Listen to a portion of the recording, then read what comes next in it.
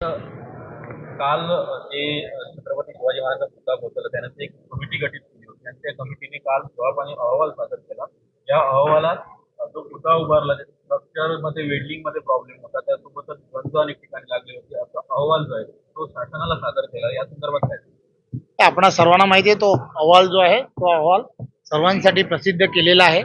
त्यामुळे त्यामध्ये ज्या ज्या त्रुटी होत्या त्या त्रुटी त्या संदर्भातल्या ज्या कमिटीने त्या ऑलरेडी आपल्यासमोर मांडलेल्या आहेत. यानंतरच्या काळात त्या पुतळ्यामध्ये असं काही घडू नये किंवा अशा काही त्रुटी राहू नये त्या दृष्टिकोनातून दुसरी एक कमिटी आम्ही लोकांनी तयार केली आहे. त्या तज्ज्ञ कमिटीने यानंतरच्या काळामध्ये पुतळ्याची उंची किती असावी, तो पुतळा कोणत्या धातूचा असावा, त्या पुतळ्यामध्ये वापरलं गेलेलं स्टील कोणतं असावं, या सगळ्या गोष्टी त्यामध्ये नमूद केल्या आहेत. आणि त्यामध्ये हेही म्हटलं आहे की या पुतळ्यामध्ये काम करत असताना अनुभव हा सर्वात मोठी गोष्ट आहे. त्यामुळे 60 फुटापेक्षा जास्त उंचीचा पुतळा करण्याचा अनुभव असणाऱ्या व्यक्तीला त्याचं काम दिलं जाईल असंही त्यामध्ये म्हटलेलं आहे. त्यामुळे या सगळ्या गोष्टी येणाऱ्या काळामध्ये लवकरात लवकर हा त्या ठिकाणी पुतळा हा विराजमान होणं हे तुम्हा आम्हा सर्व शिवप्रेमींसाठी अत्यंत महत्वाचं आहे.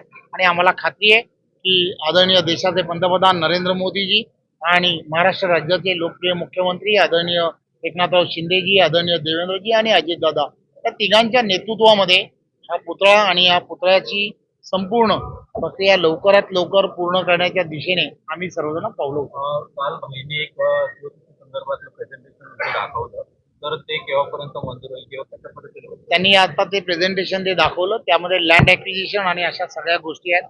त्यासाठी लागणारा निधी उपलब्धता ही गोष्ट आहे.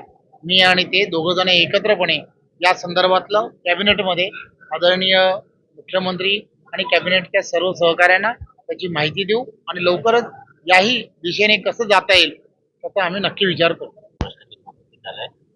उपमुख्यमंत्री देवेंद्र फडणवीस यांच्या केबिन मध्ये एक महिला जाते आणि त्यांच्या नावात बाकीची तोडफोड करते, त्यामुळे कुठेतरी सुरक्षितता.